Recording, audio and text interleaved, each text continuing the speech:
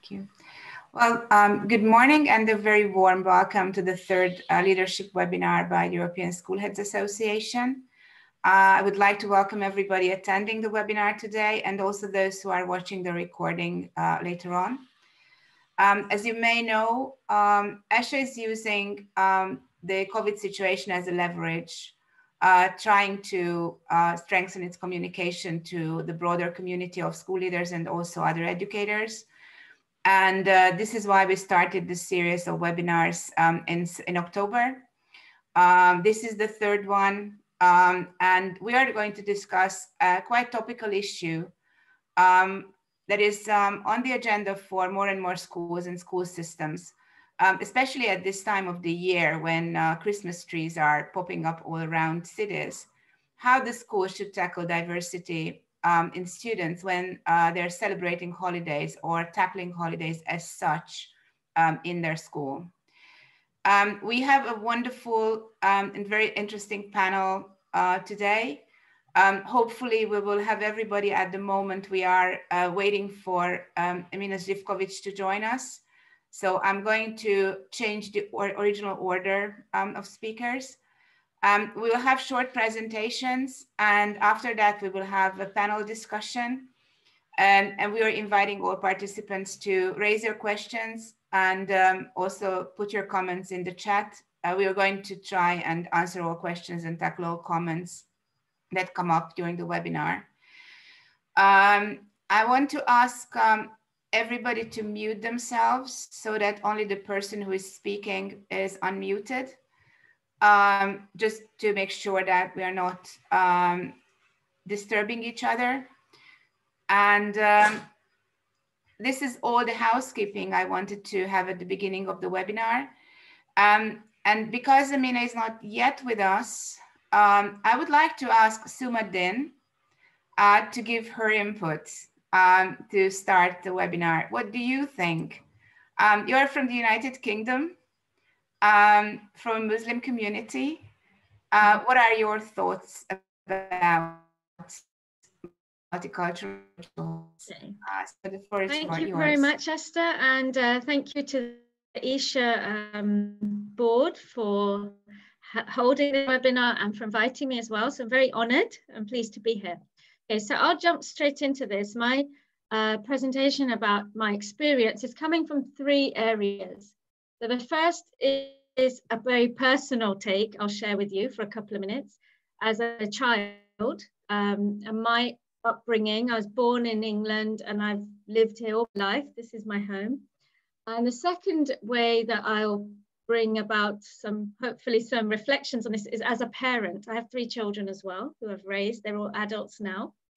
The third area is I'm going to bring it up from an educational and a professional point of view. I've worked in education 15, 20 years. And so I'm going to bring some of those reflections and experiences to you, particularly as a parent governor at schools and as an adult education instructor within family learning. So there's a lot of ways that I've had fortunately, that connection between school and families. And also as a writer, I researched Muslim mothers and their experience of schooling their children in England about 4 or 5 years ago. So go back to the first point. As a child, my parents were immigrants here and they came in the late 60s. And I went to local schools. My first main primary school was a Church of England school. And that was out of convenience. It was right near our home.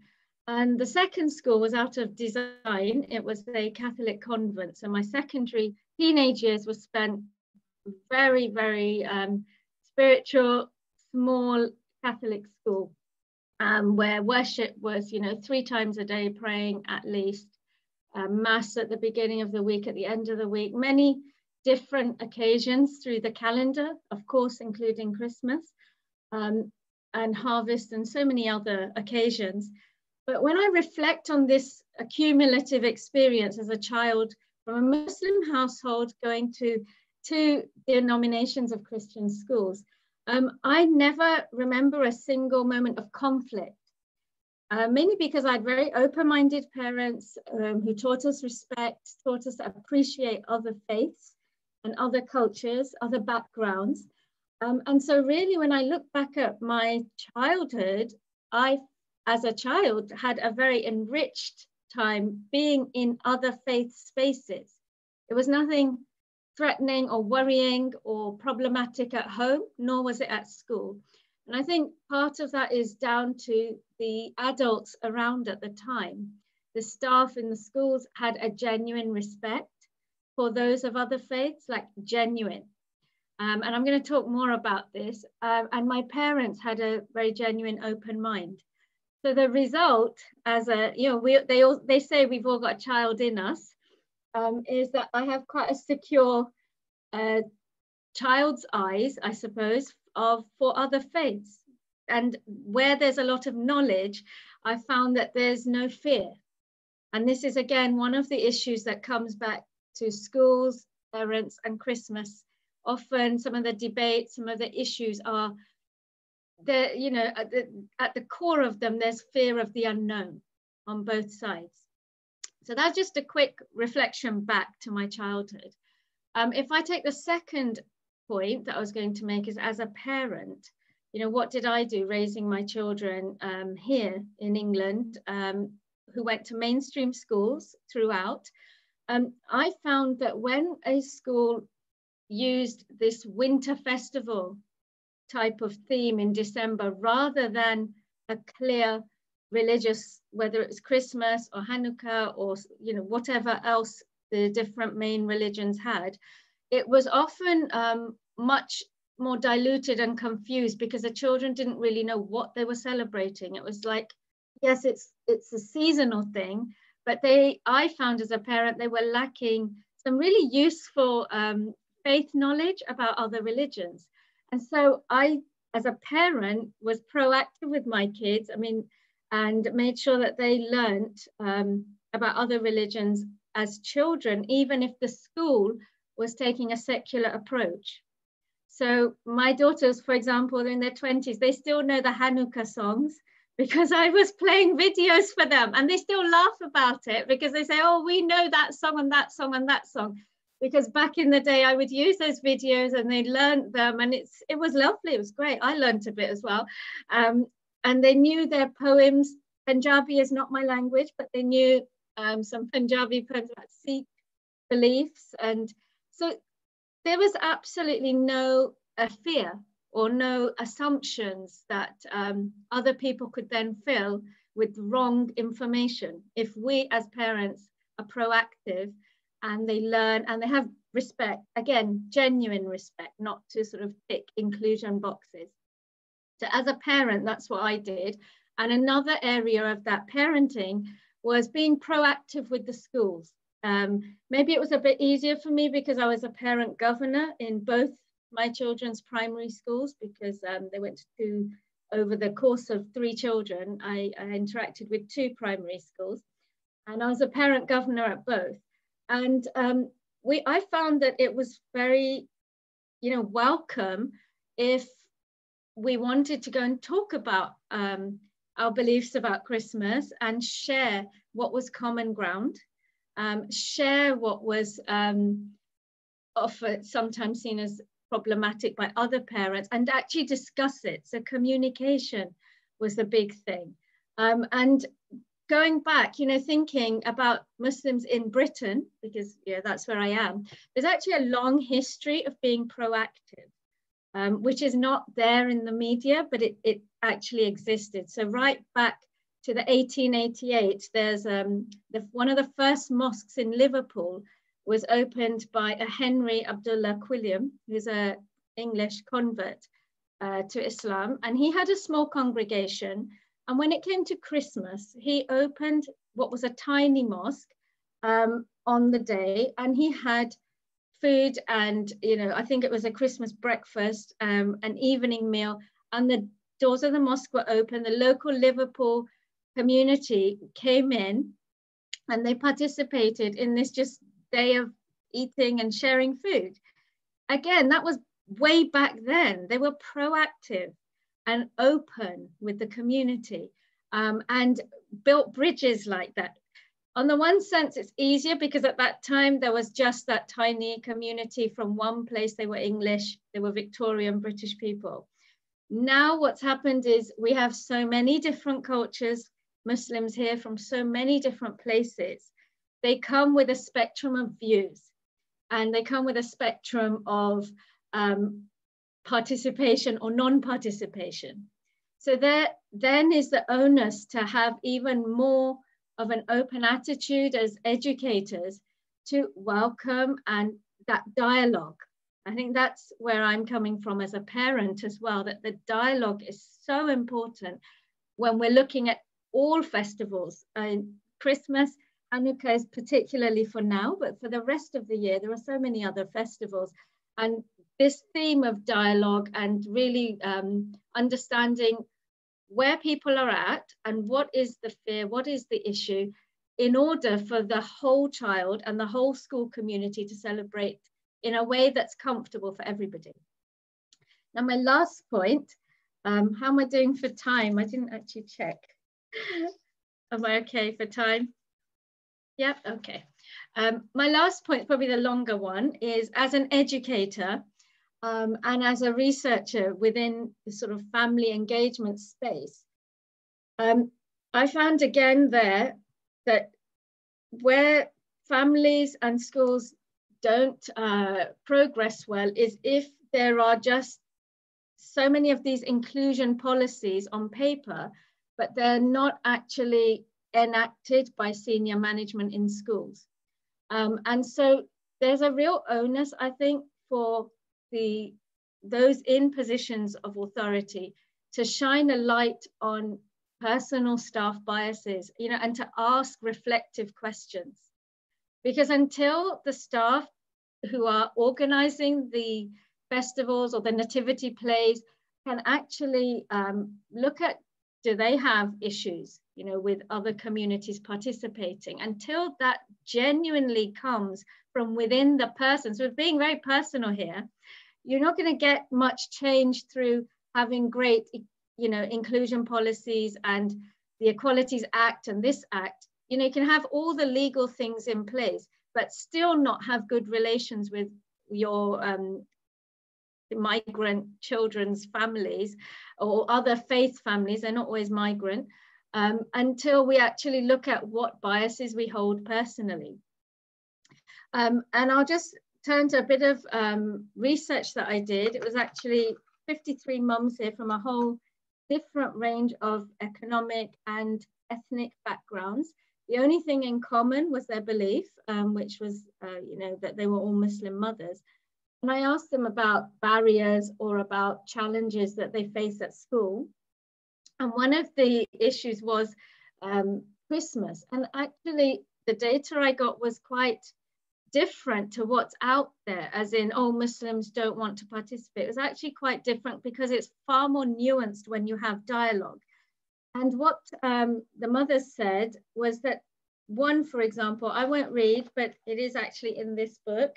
If anyone wants to find out more, I have it in a lot more detail, but I will refer to it, that one of the mothers, for example, said when it came to Christmas, she was a little bit concerned about her daughter acting the part of Mary, okay? Because within the Muslim tradition, there's huge respect for prophets and other noble figures, and therefore, as our tradition goes, we don't draw, kids don't draw or act those figures out of respect.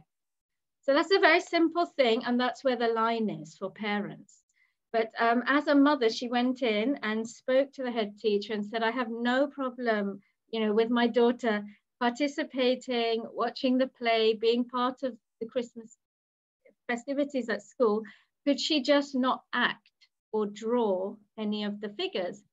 And the head teacher was really interested. And so what they actually sat down together was, they looked at passages of the Quran, which are about Mary and Jesus. And she said that the head teacher was so enlightened because she said she had worked in a school where there was looking at the figure, I think over half the intake was Muslim intake for years, and she never knew this. Like no one had communicated this to her. So after they'd had this exchange, it was a really positive outcome for all the children there, because one parent can often be a conduit for a lot of help for other families. And it was useful for the staff as well, because the head teacher could then, share that perspective, share the knowledge, and there was no sensitivities, no problems then. Because simple, half an hour meeting with one parent and a head teacher. That's one example. And I had a lot of other examples. I have a lot of other examples there of how different parents celebrate to different degrees in their own personal life. One said, she puts a Christmas tree up in her house, but the rest of her family are not happy with it. Others said, I participate. I had one mother saying she participates in the Christmas festivities by doing a lot of fundraising at the school and joining their bazaars and helping out with that. So there's a whole range, a whole spectrum. And I think what my main point would be is that where there is, a willingness for staff to understand where their kids and parents are coming from in terms of their beliefs and values, usually all problems are overcome. Where there's not a genuine willingness, then you're going to have this gap get bigger and bigger, and you have sometimes people who don't want good relations to often formulate stories and put them out there, formulate things that have no basis in reality, but just to cause sort of friction and division. I think parents and head teachers, senior staff members have a huge role to play to nip these things in the bud through communication, through some genuine respect, realizing that actually families come with a lot of cultural capital, which can be very diverse. If somebody asks them about it, they can share their background, where they may well have celebrated a lot of festivals in their home country, but they just haven't talked about it. It's not all parents who feel confident to come and speak to senior management, but they may have a lot of wealth in terms of their cultural background, which they can share to improve various celebrations in the school. So I'll stop there, but I'm very happy and open to questions when it's appropriate. Thank you. Thank you very much, Suma. You already answered some of the questions that I wanted to raise then in the panel discussion, and I have the feeling that we will also have some replies from other speakers. I'm going to ask Luca to play the video of a short input from Emina Živković. She is a Serbian history teacher who was raised at the end of the Yugoslav period. And I think that her message is very much in line with what you've been saying, but of course it's a very different perspective, seeing what it is like in Serbia. Now. Okay, hello, my name is Emina Živković. I am coming from Belgrade, Serbia, and I would like to share my point of view on issue of festivities or religious holidays. I was raised in a communist country, and I'm an atheist, but I'm from a mixed marriage. My father was a Muslim and my mother was an Orthodox, so it's a strange combination. Living in a communist country, we celebrated only the dates that were connected with our war history or a New Year celebration. So although all religions were equal according to the constitution, the religious opinion or celebrations were not encouraged in ex-Yugoslavia, which is the country that I was born. When the war of 19 started, I think it was the need of the people to belong to something larger than themselves. So the religious sort of, to say popularly, became popular or modern thing to reconnect yourself with the religions that your ancestors belonged. But since in Serbia, the Orthodox religion was the main religion, uh, uh, uh, like in communist period, it was unpopular to be religious. Now it was very popular to be religious. So many of the people encouraged Orthodox religion, and Orthodox religion became a part of education, became a part of holidays that were not working holidays, and became a connection with the state.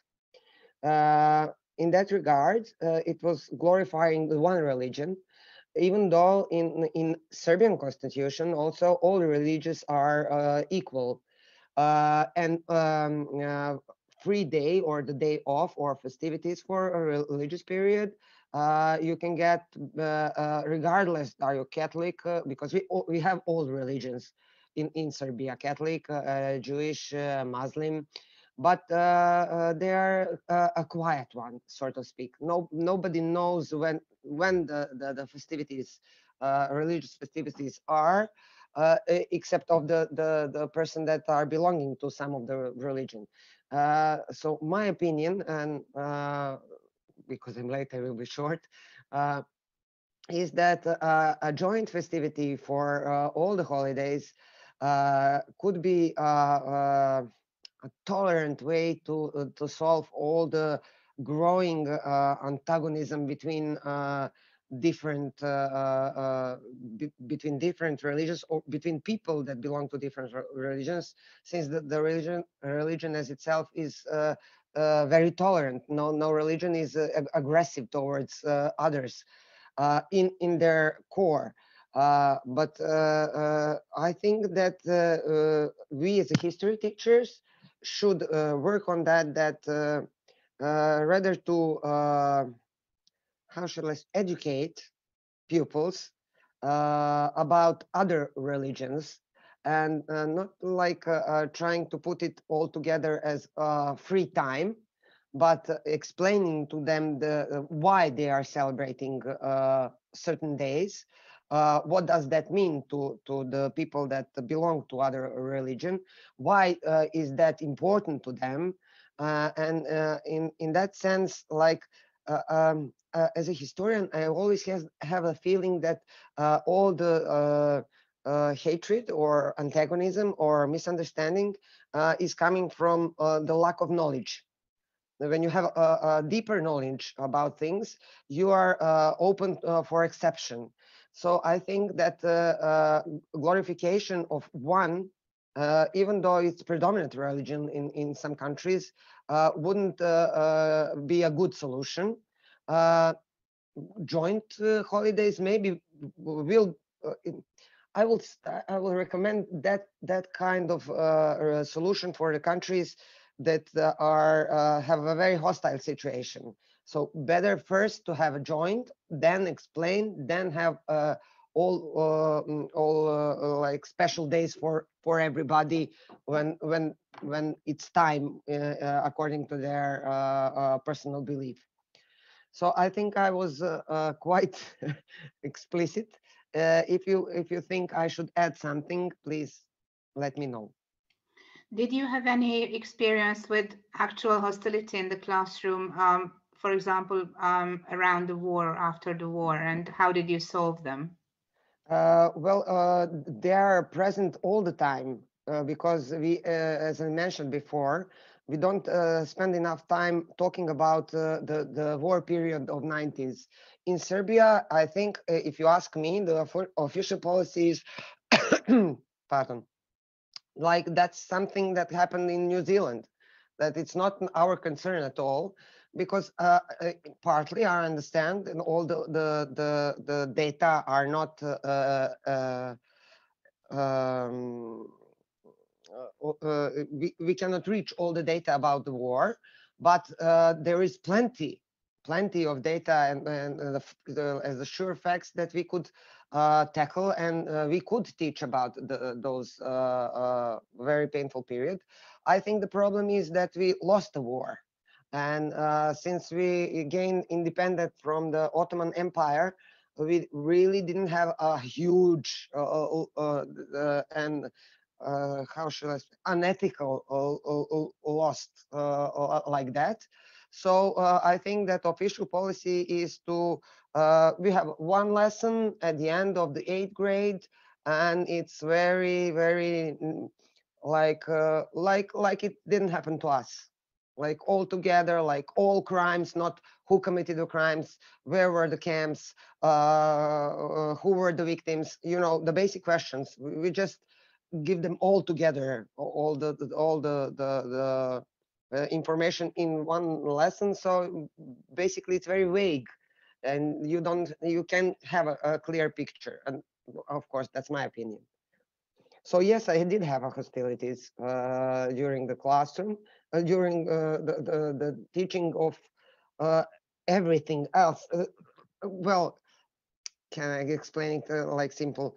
For example, when I say that I'm an atheist in a classroom, they were like, oh, like I'm like have a disease or have a very serious problem that needs to be solved, or how can I teach history when I'm an atheist, you know?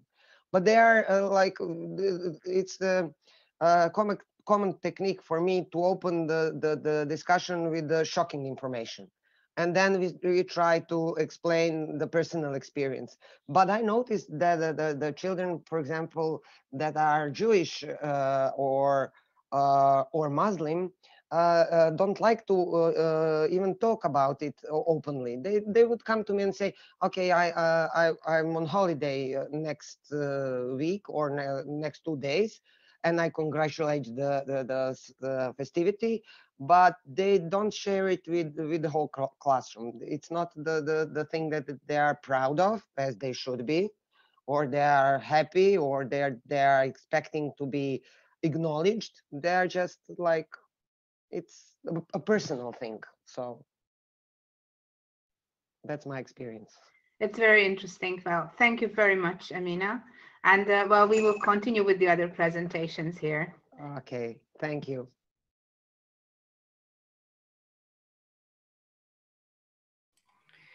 Thank you, Luta, for sharing the video. It's really interesting to see how different the situation is in different countries.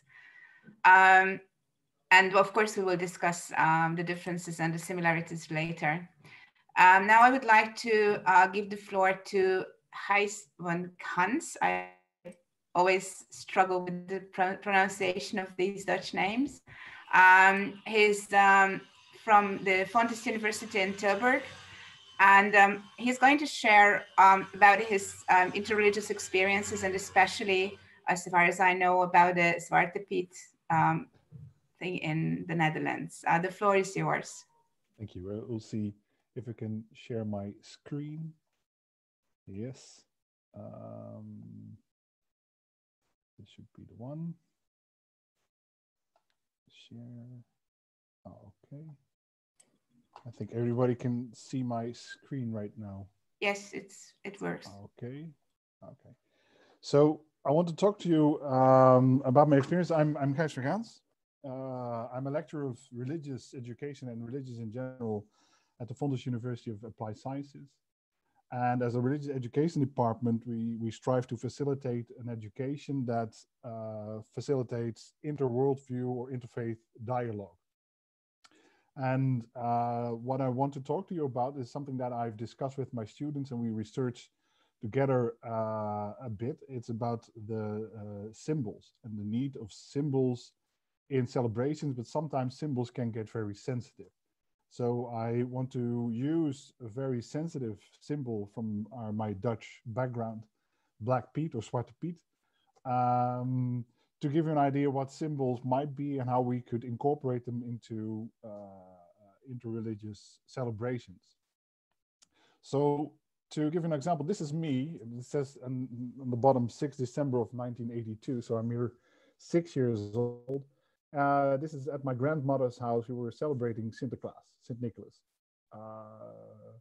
And St. Nicholas is always accompanied by one of his, well, by his how would you say, lackey or servant, Black Pete, Zwarte Piet, who is portrayed as a very black man dressed in clothes that were probably very current around the 1600s, probably being even of noble descent. It's a very traditional figure. And growing up, I never saw him as being racist, because we were told that Black Pete was black because he was forced down the chimney. He was not of African descent. He was just a normal child like us who was naughty, because when you are naughty, Sinterklaas takes you back to Spain, where he lives throughout the year. He just comes to the Netherlands in December, trains you, and you have to be his servant, and you have to bring presents to the children by climbing down the chimney. That's why he is black. So I was not brought up being a racist symbol. However, one of the first memories I have is that I was sitting in the bus, and there was a black man coming into the bus, and it was around June, and I just asked my mother, but that's Black Pete. He should not be here. He should be here by December. So the fact that it is also perceived as a racist symbol is something that I learned early on. Now, Black Pete was not really that sensitive in Dutch politics until a few years ago, when a lot of people from African or West Indian descent started pointing out that they felt discriminated by the use of this symbol, because Black Pete is the servant of the white guy. But not only that, he's also a bit clumsy. He's not too smart, right? If something goes wrong, it's his fault, never of St. Nicholas himself. That caused, again, a backlash from the Dutch white public, if you can say that, who started to say, but it's not racism. It's child's festivities. It's nothing to do with race, and so forth. Now, these debates became so hated that there is even mentioned some violence between the two parties. So this is this has become a very sensitive symbol. Now, what I've discussed with my students, and they discuss with their students at high school, is the fact, why is this such a sensitive symbol? Now, to give you some understanding why symbols can be sensitive, we need to look, and it's a bit of theory. I hope I can explain this in a good manner, is that symbols, religious symbols, but also more secularized religious symbols, seem to breach through the border between the transcendent and the immanent reality. That's why we call it a symbolic breach. These symbols make manifest a greater reality than just the here and the now, and therefore they are very high in value. There's a lot of emotional value, a lot of sense in those symbols. For example, if we look at the symbol of the cross, when it hangs on a necklace with somebody, it's just usually a piece of silver. We all know that it's just simply metal, but it refers to the birth and the death and the resurrection of Christ, and therefore to a very great mystery which we can relate to, right? We can even say that if you have, for example, if you have your wedding ring, right? We all know that's just a piece of silver. It's not that valuable in itself, but if we lose it or it gets destroyed, we feel very much affected by it. It hurts us, right? So symbols are material things or material objects or persons that relate to a higher reality. This is the same with all symbols in celebrations. That's why we need those symbols, right? And that's the same with Black Pete. Of course, it's a black man, he's clumsy, and he walks in ancient clothes.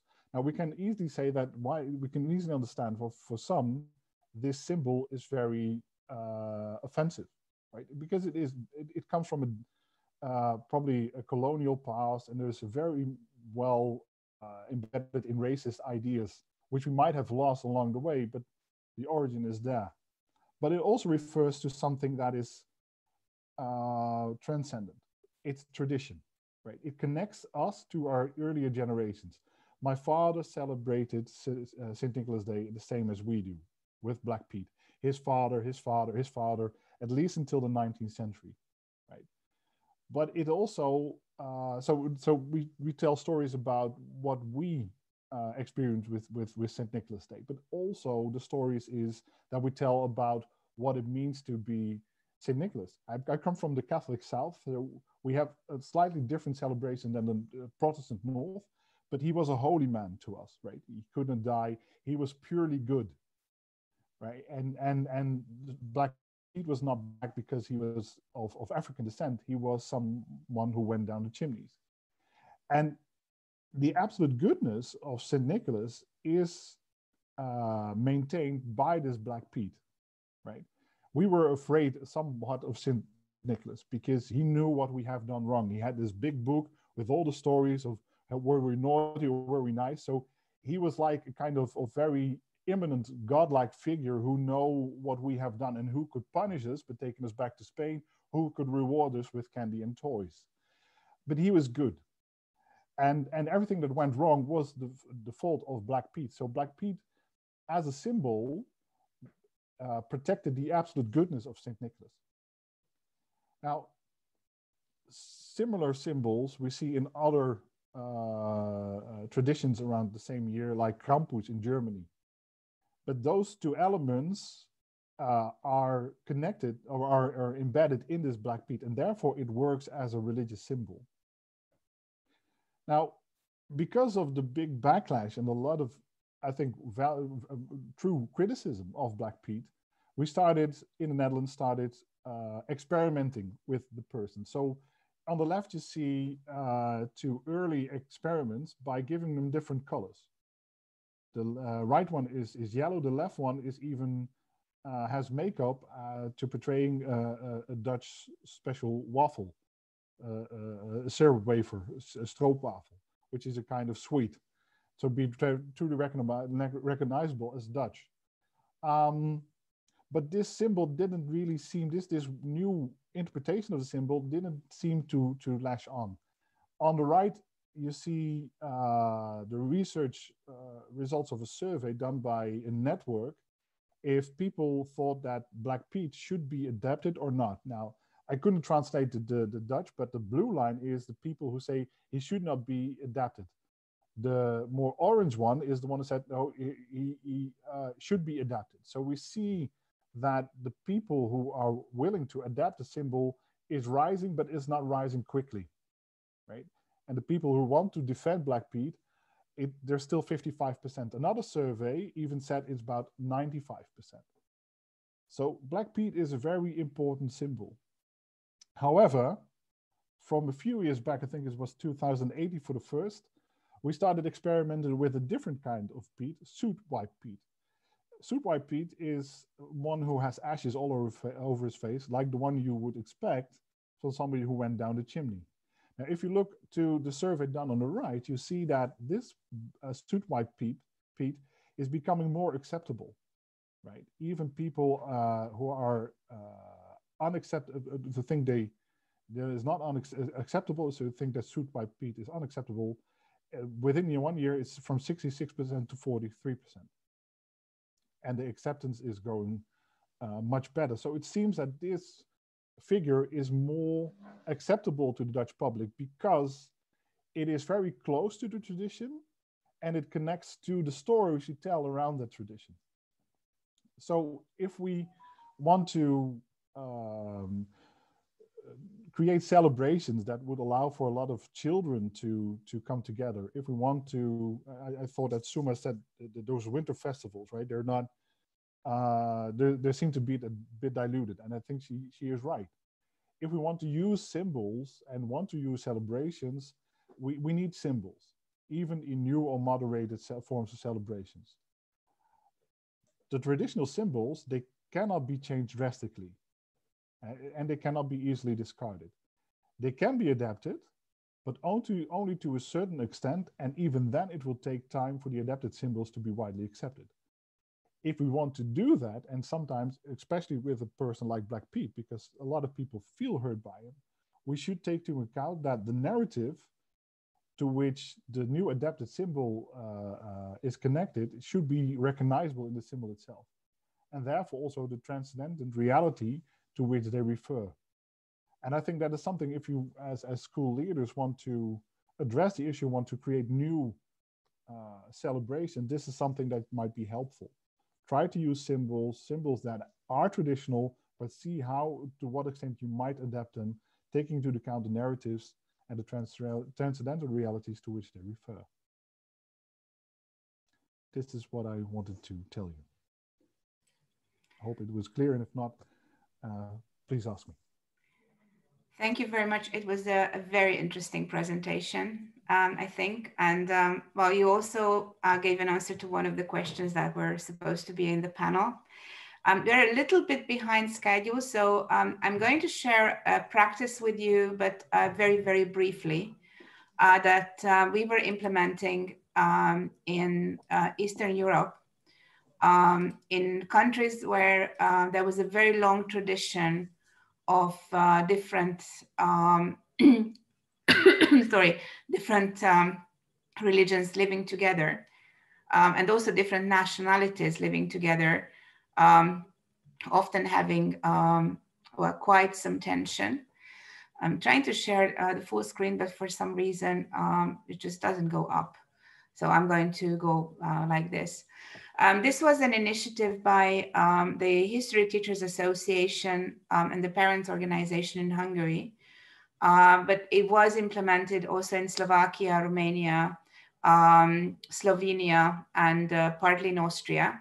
And it became part of a handbook by the Council of Europe called Shared Histories for Europe Without Dividing Lines, containing a lot of very practical activities on multicultural, multiracial, multi-religious understanding.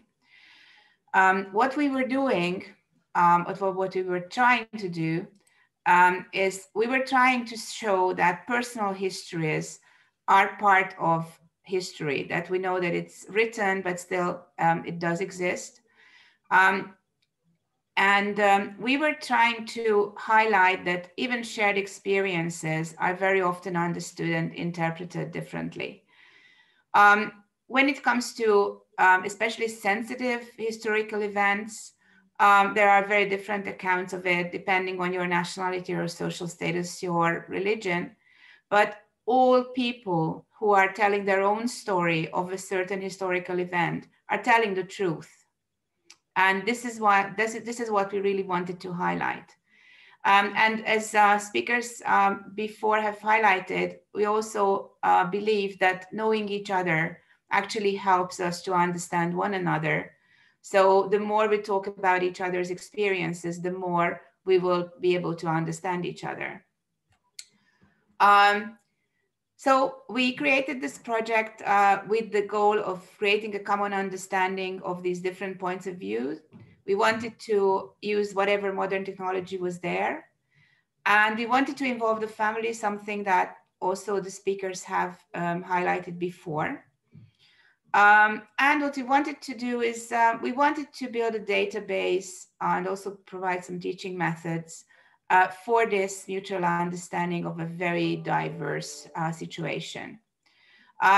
One example that we were using as a kind of role model was a common history textbook that was first provided for some very sensitive regions of Europe. For example, joint textbooks for Germany and France, but also there was a similar effort for former Yugoslavia. This was implemented in a number of countries, as I mentioned before. And we started with trying to focus on very everyday events rather than focusing on the sensitive historical moments. So we first asked children who participated in the project to make videos of their grandparents or elderly neighbors, if they didn't have their grandparents anymore, telling them about the story of the last week of December when this old person was the age of the child doing the video. And this resulted in outcomes that were very diverse because the people were born in different times and they also came from very different backgrounds. And I'm only going to show you one outcome, although we had several, we had films, audio recordings, illustrated articles that were later on used in school. And also we started building an international network, and we started having summer camps with the children and also invited family members. But as I said, I only want to highlight one experience. In one of the groups, there were two videos, two reports with grandparents. One was reporting on a glorious Christmas celebration when she was 10. And the other one was telling the story. I don't know whether you know the lower picture or not, but that's a Holocaust memorial in Budapest. He was telling the story of being taken from the Christmas celebration, because they were an assimilated Jewish family, to the bank of the Danube, and being not shot because he was fast enough to jump in the water before he got shot. And for this reason, never in his life he was able to have a look at the Christmas tree anymore. So there are also underlying traumas that you have to take into consideration.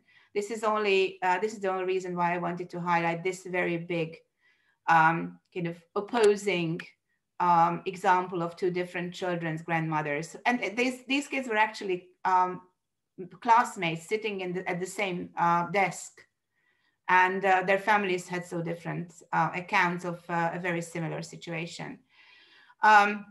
This is what I wanted to show you as an example that has worked in this kind of a context. Of course, this is just one small example, and I guess all of you have some more. Meanwhile, while we were discussing, I shared the link to Suma's book in the chat. So if anybody is interested in that, you can have a look at it. And I would like to go to the panel discussion. I would like to introduce our last panelist. Unfortunately, Amina couldn't join us, so she will not be able to participate in the debate, well, if we will have a debate. Our last panelist is György, who is the leader of a small liberal Jewish community in Budapest, a former teacher. So he has classroom experience, and he's also a father of a little boy who used to go to a general kindergarten and now is just started school. And I would like to start with asking the question about the winter festival as opposed to celebrating Christmas and Hanukkah, because everybody already gave an answer to that. Who made a presentation. So I would give the floor to Yuri and ask you to reflect on this question. So whether we should have Christmas, Hanukkah, Kwanza, whatever at the school, or whether we should first have a winter festival or replace it with a winter festival. Yuri, the floor is yours. Can you hear me? Sorry, okay. Thank you very much. First of all, I would like to express that I'm very, very grateful and honored that I can be here together with all of you. And concerning the question, I really don't believe in neutrality at all. I don't think this ever existed, and I don't think we can achieve it. And I don't think that it would be desirable either. I don't think that the major and essential differences within our societies should disappear or even fade. We belong to a community like all of us, with its own habits, practices, beliefs, convictions. We are deeply rooted in partly different traditions that can inspire all of us, like the whole community. And it just doesn't make sense to try to hide them, and we don't succeed with it anyway. It won't succeed. Why should we pretend that we are neutral, that we come from nowhere and doesn't belong anywhere? I really don't believe in it, and I don't think that that it would be dangerous to show who we are and where do we belong and what we believe in. Like actually a personal example that Esther mentioned, my son, who happens to be Jewish naturally. And he was probably the only Jewish child, or at least the only admittedly Jewish child in the kindergarten, in his kindergarten. And in like every year in the weeks that preceded Christmas, they were naturally taught about this festival, they prepared, and there was a Christmas atmosphere all over in the kindergarten. And my son, who didn't feel neglected or insulted at all, that's what he said, but still just wanted to add something to the conversation. And that's why he stood up and told the group that his family is Jewish, which means that he is Jewish too, naturally. And we have another festival too in the coming weeks. And it is called Hanukkah, and he wants to introduce it with a few words. And they realized together, I mean, the children, the whole group, that we both light candles, like the Advent period and the Hanukkah candle lighting. And it probably has to do with the darkness outside, with the winter, simply.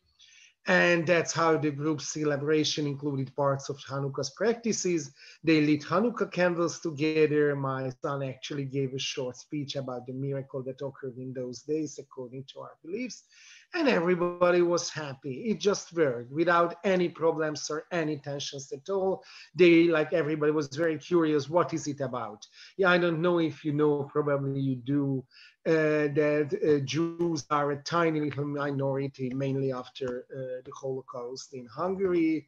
Like our share of the population is probably not more than 1%, let's say, of the population is Jewish, maybe even less, and practicing Jews are very rare. So there are many Jewish households that doesn't care about Hanukkah festivities at all. They don't celebrate Hanukkah. So it was very special and very rare that there was a boy who happened to be my son, who knew a lot about Hanukkah, wanted to speak about Hanukkah, wanted to introduce it. And it was just nice. No one knew a lot about the Hanukkah festival, and they wanted to know more. So it really worked without any problems at all. And now he, I mean, my son attends a Jewish religious elementary school, but he insists now that we have to mention Christmas also during the Hanukkah preparations, because the vast majority of Hungarian society is Christian, that's what he says, including some of his classmates. Actually, I think that at least half of his classmates are Christian, and they celebrate Hanukkah at home. They decided that they will send their children to a Jewish elementary school, not because they are Jewish or they are deeply connected religiously, like it was just not far from home, it was like convenient, or they tried to find a liberal school and they heard that the school spirit is quite liberal. So there are many reasons, there can be many reasons behind this decision. So that's why that half of his classmates are not Jewish, or at least not practicing Jews. So they speak about the Hanukkah, about the Christmas in the Jewish religious school. And it was my son's initiative, who is a very proud Jew, actually, and a practicing Jew, if you can speak about a practicing Jew in his case, he's 8. And if I think that if we can study together, and my son and his classmates prove that we can, about our different customs, beliefs, convictions, then we can reveal together how they are connected historically and spiritually. Christianity, Islam, and Judaism, and many other religions, and reveal the different religions that makes our offers, our worldviews unique. And I think it is very important. I really don't believe in any ways in a misunderstood universalism that doesn't allow us to be who we are simply.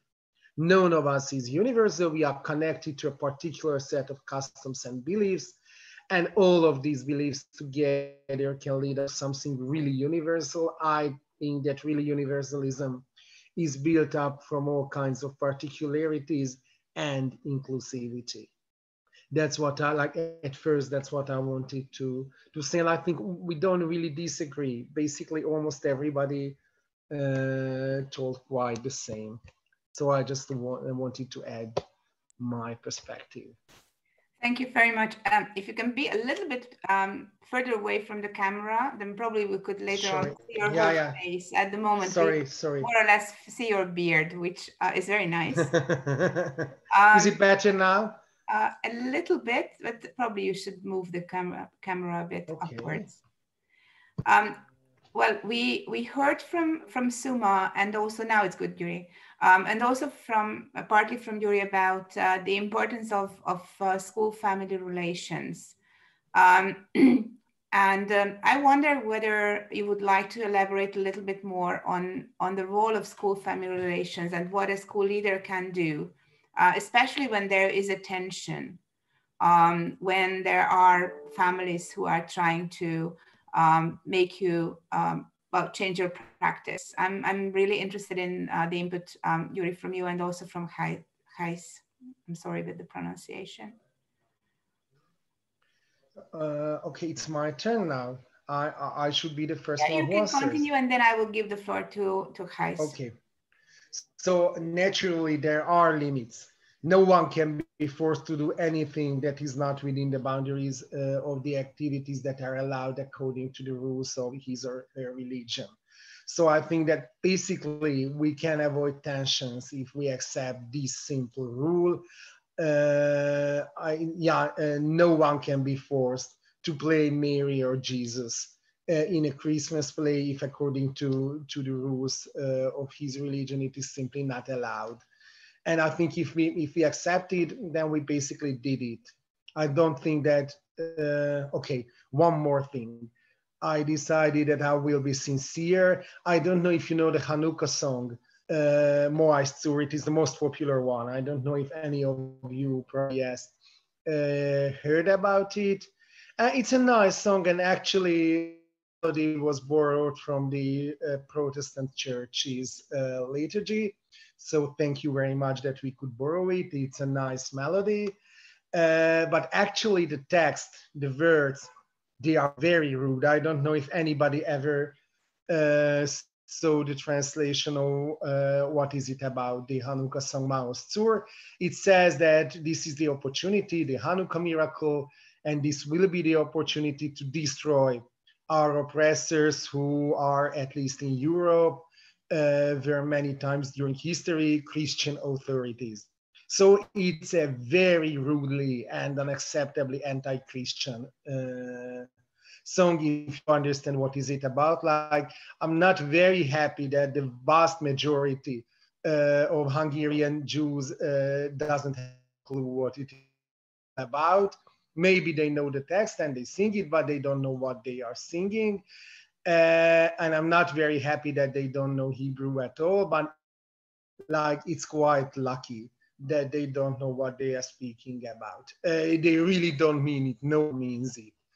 Naturally, but what can you do in a situation? I don't really have the answers. If someone, let's say the parent of a non-Jewish or a Jewish, why not, or a Jewish student asks me, or like the teacher, the leader of the school, why do you sing together things like this? You really want to destroy Christianity? You really want to harm your Christian mates? And you can say, and it is true that we really don't mean it. Of course, we don't want to hurt anybody at all, but still it is deeply embedded in Jewish religious practice, what to do in Hanukkah, during Hanukkah, if you won't be able to sing this song. Like, this is the only thing that basically almost everybody knows about Hanukkah. You have to light candles and sing the song. What is it about? They don't understand the word, and they would be shocked, I think, if they knew what is it all about.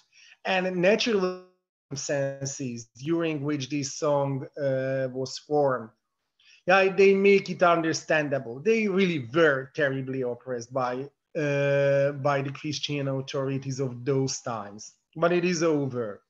So what can we do now?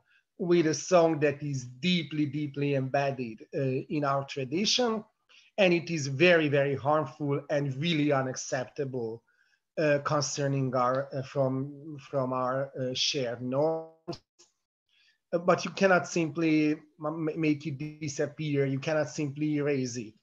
And I really don't know what the answer is. I usually tell to those with whom I will sing it that this song is about destruction. We are really, really, like, we have to be really, really distanced from what it is saying. And we have to handle it as a, in this sense, meaningless piece of our tradition. It is very easy because they don't really know what this means. But still, I mean, we have to keep it somehow, not sing. But we have to distance somehow ourselves. We have to understand about historically, how was it formed, we felt that it is necessary, but I don't think that it is a good solution, or there is solution at all. Yeah, so actually it's rather a question than an answer, what to do with these kinds of experiences or traditions that we inherited and we cannot really handle. Thank you. Thank you. Well, probably what Gijs was presenting about the Black Peat tradition can be a role model, but also it was very interesting for me because we hear so much about Christian celebrations raising hatred towards Jews. It was really interesting to see that it can happen the other way around too, if you are conscious about what you are doing in a very traditional way. Hayes, what do you think about the role of family-school relations? Yeah, because it seems to be that we have a lot of interest, or we really are aware of the idea that minorities might react to communal celebrations. But at the same time, I think that within the rise of more conservative political powers in Europe, it could be that the parents of the majority might object to small changes in order to facilitate minority experience. Right? So I think that it's just listening to the families of the minorities is also important to get good relations with the families who, for example, object to removing the Christmas tree. I think there was a university here in the Netherlands that removed its Christmas tree because it felt it was not something that a number of students could relate to, and there was a lot of backlash because you're throwing away our Christian values. I think that we should also try to communicate with those parents, to try to go into dialogue, because I think most of those people are not necessarily very racist, but there is something that I cannot escape the feeling that there is something of a growing fear within Europe, a growing anxiety that we do not recognize our world, and everything that is new needs to be pushed out, right? And it's a fear that scares me. The fear itself scares me because I think that it leads to a lot of intolerance. But to understand that the intolerance of some parents does not come from hatred itself, but of fear. And what Suma said again, a lack of knowledge. That is so valuable. So we should hear them out. Hearing them out is not accepting their viewpoints, but try to get to the bottom. What do you think that is lost? Why do you fear that something is lost? And what is it that you fear? So I think we need to bring the parents, get into dialogue with the parents, because if the world that the children live in at home differs fundamentally from the world that they live in schools, we might get more schizophrenic children, right? Because the world that you live in at home should be very much related to the world at school. I don't say it is the same, but they should not be two completely different worlds. So get into dialogue with all parents, and if they protest, right, to you trying to make the festivities more inclusive, at least try to understand where the reluctance comes from.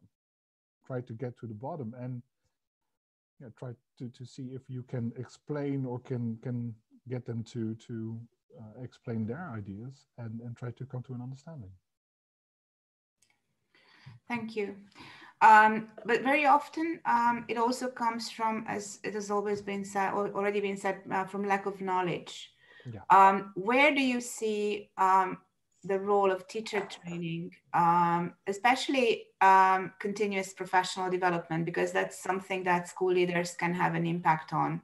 So how should we tackle this from a teacher training, peer mentoring, or any other way within the working context of a school? So what could a school leader do?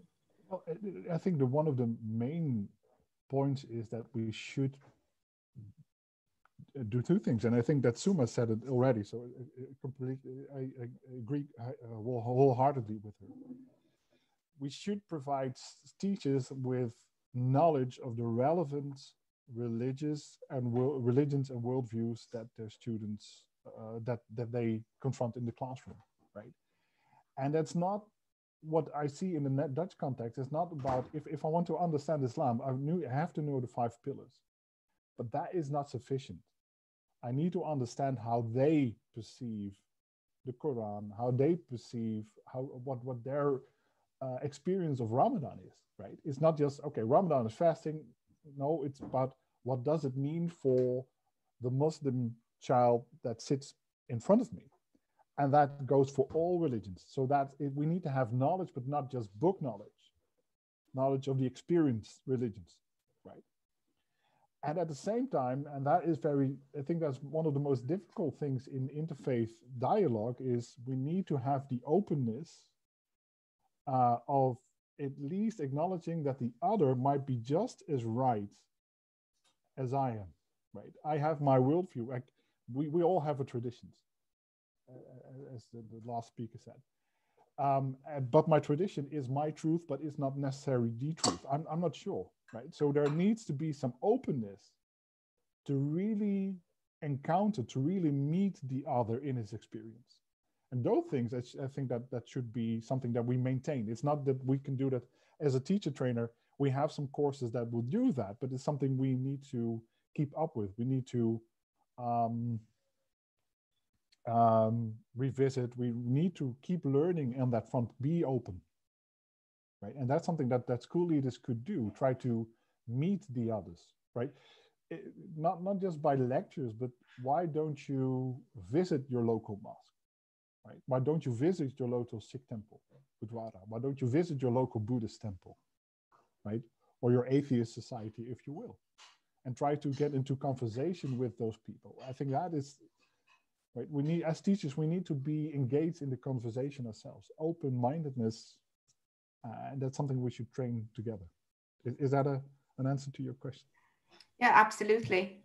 Suma, do you have anything to add to this? Okay, yeah, I mean, I completely agree.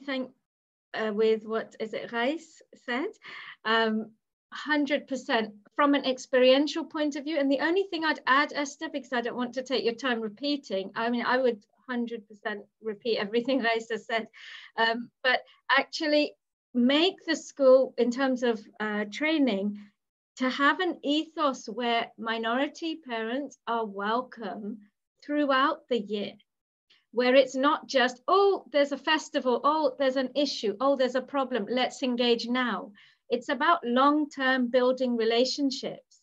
And where there is a genuine, from the top down, desire to really have all parents included, that's Indigenous parents, new parents, you know, everybody, then you actually limit the clashes that happen, because you've got an ongoing dialogue about non-contentious things, about gardening, environment, fundraising, sports, you know, things which have no issues at all. And you can be inclusive at that level You know, if you're having a sewing club, what's the textiles like from your culture, from this culture, from your granny? I love your example, Esther, of the project you did about grandmothers, for example.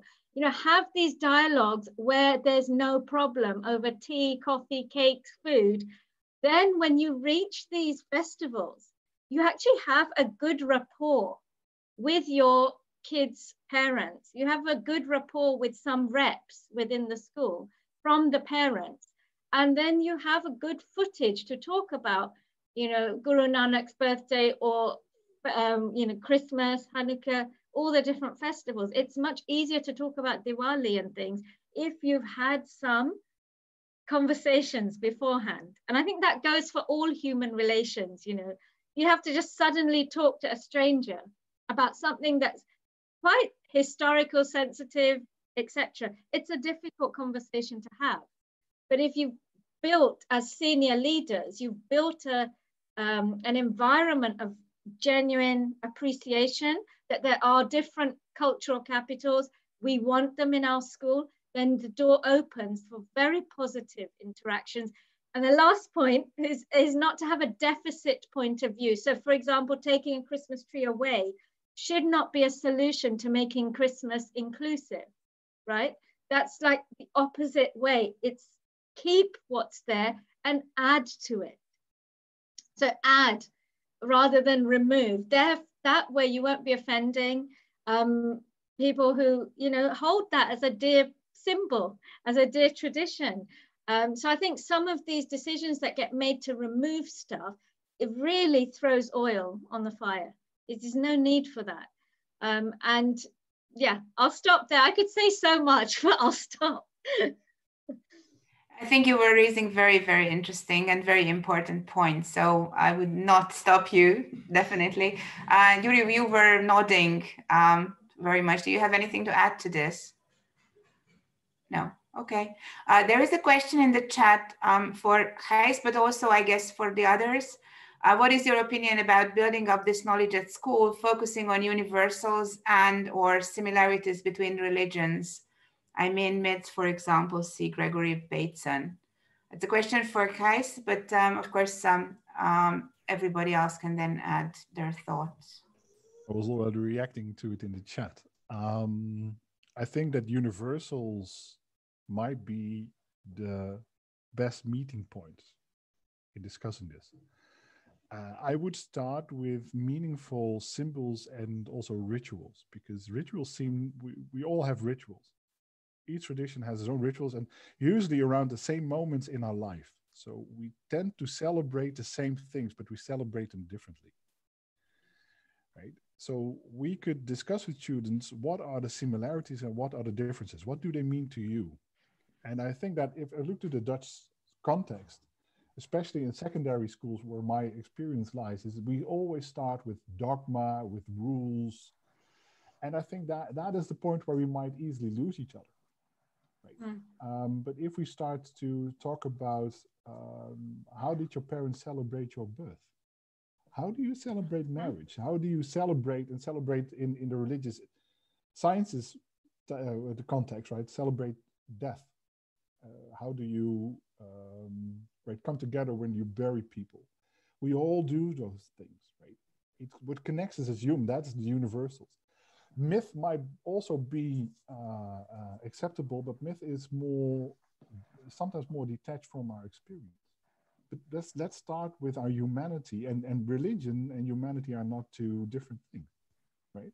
And that is something that we can discuss, and we should discuss different rituals and what does it mean and which symbols, and then of course which stories are connected to the rituals, because that what makes them meaningful. So I agree, or I think that reacting to Maria Rosario, I believe, this is what we should concentrate on in schools, on lived practice. Instead, not too fast on dogma, because that we might lose each other. Thank you. Anybody else wants to react on this? Suma, Yuri? I'm okay. Chris Hill is raising hand. Probably you can bring in some practice as school leader. Well, yes. I mean, I was I was a head of a very diverse school, and I agree with a lot of what Suma has said. And we were complimented in our inspections for what we had done. My concern is that it is often schools outside of urban areas, which are not diverse schools. I have a place in Dorset, now down in Dorset, there the community has not got many ethnic representatives, and many schools would not have a diverse population. And some of those schools, I think, still do not celebrate or recognize other festivals or show those things. So children go through their schooling where they do not really learn enough about other religions or respecting them. And I think that that is something which needs to be dealt with, because yes, where you have got communities in your school, etc., I think a lot has been done in recent years to improve those relationships, and as Suma says, to add things to the school rather than take things away. But I think in many schools still, because these groups are not there, the issue isn't addressed. But if as a society we are to address it, we should be teaching all children a better understanding of mutual respect, etc., and an understanding of each other's beliefs. Thank you, Chris. Actually, that would have led to my next question. I think there are very big differences between countries, because some countries are at the stage of removing rather than adding. And I think the UK in many respects can be a role model. But that would have been my question, because I believe that the school has a role in educating the children, even if they live in a monocultural background, in the society that they are supposed to live in. What do you think? What can school leaders do? Well, for example, in a situation when we don't have enough multiculturality within the school. I don't know any of the panelists who would like to come in. I don't have it as a specific question for anybody. So Suma, Yuri, Gijs, what do you think? Suma, you are muted.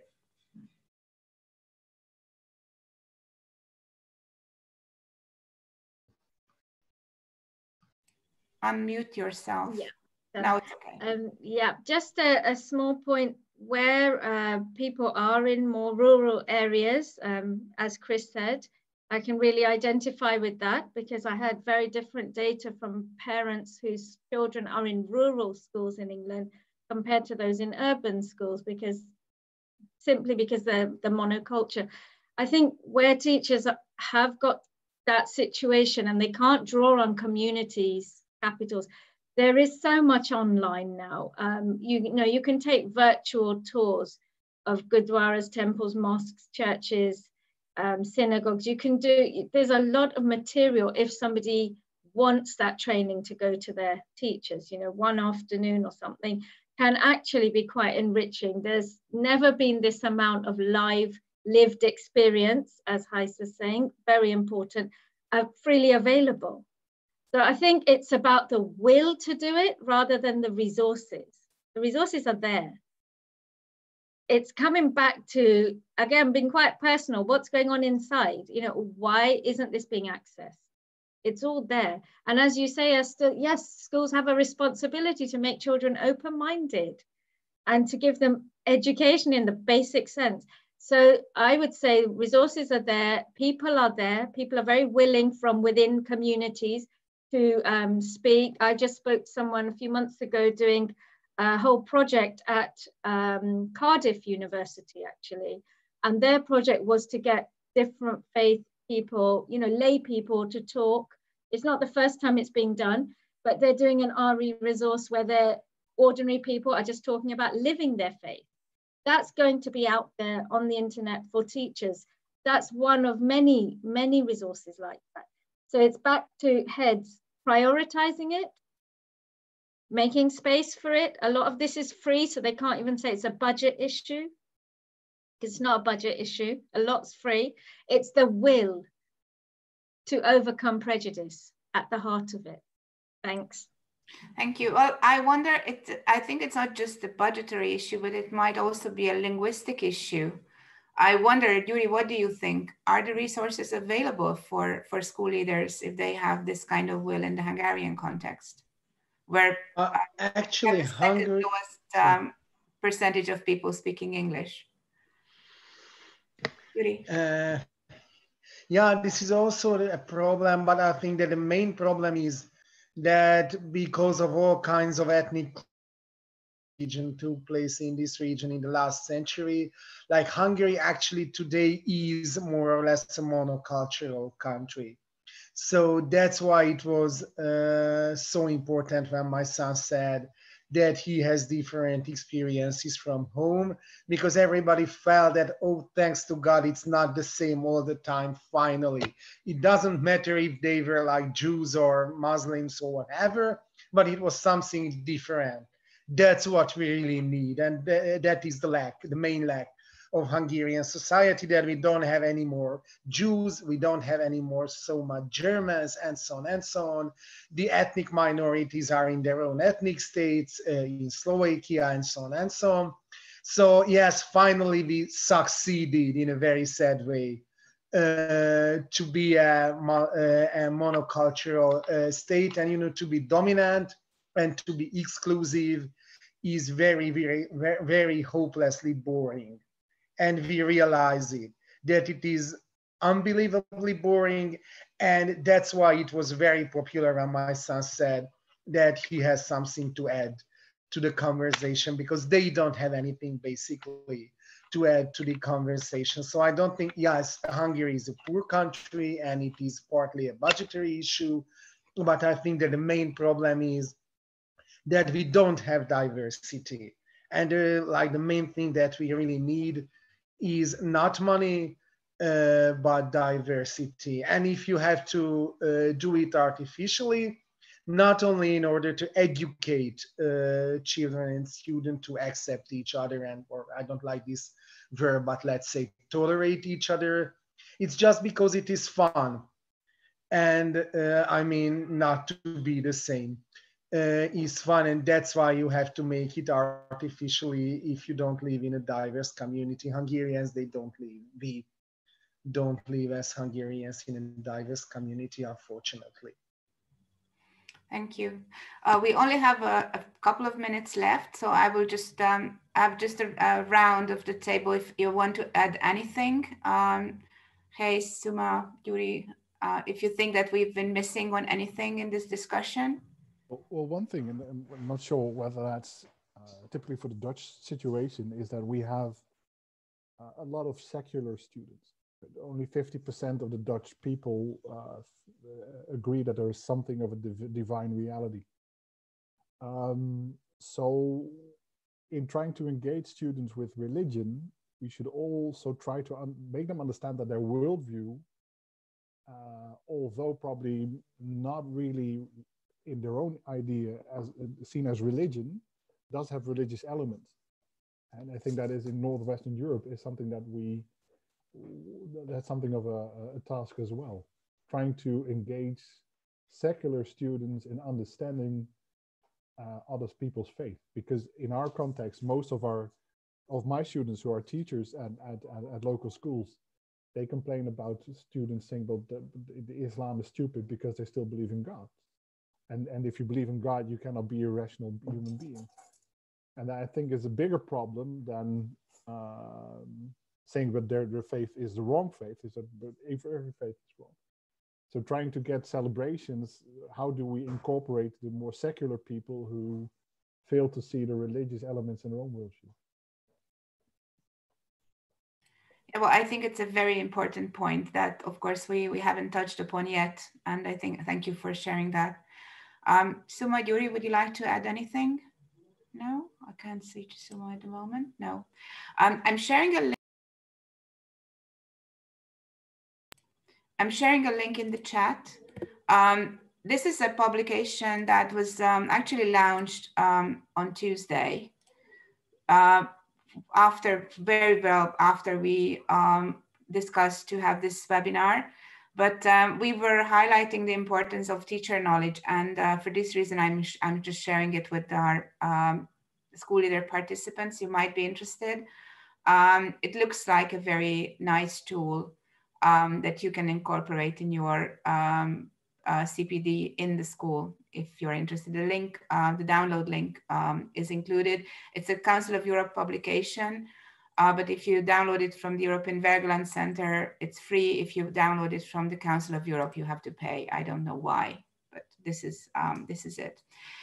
I'd like to thank all our panelists for being with us. I'm really sorry that Amina couldn't join, but at least she could make her very important input in a video. If you are interested in anything that has been said and we couldn't discuss it, the panelists are available also for private chat. We can link you together.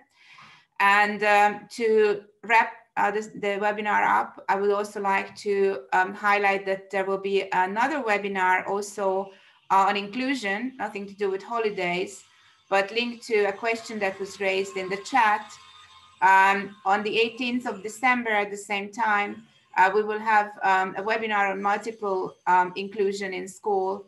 And one of the elements that we will tackle will be multilingualism. That's what we had a question about, the role of languages.